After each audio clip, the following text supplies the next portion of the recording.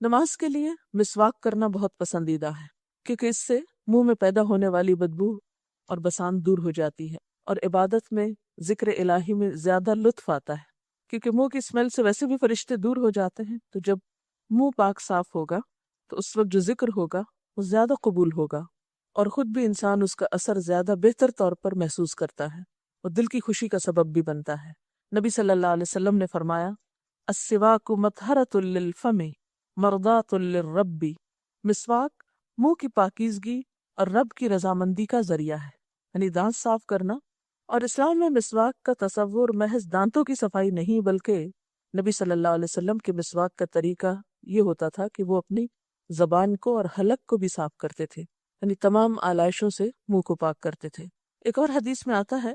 لولا اشق علی امتی او علی الناس لامرتهم بالسواک مع كل صلاۃ، اگر میری امت یا لوگوں پر یہ بات گراں نہ ہوتی تو میں انہیں ضرور یہ حکم دیتا کہ وہ ہر نماز کے ساتھ مسواک کریں۔ اسی طرح ایک اور روایت میں آتا ہے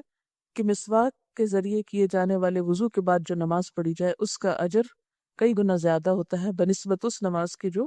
بغیر مسواک کے وضو کے ساتھ پڑھی جاتی ہے۔ نبی صلی اللہ علیہ وسلم کا معمول تھا کہ وہ ہر نماز کے ساتھ مسواک کیا کرتے تھے۔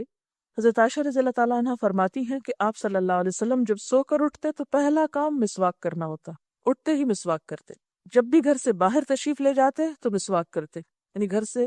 نکلنے سے پہلے منہ کی صفائی، جب گھر واپس تشریف لاتے تو پہلا کام مسواک کرنا ہوتا،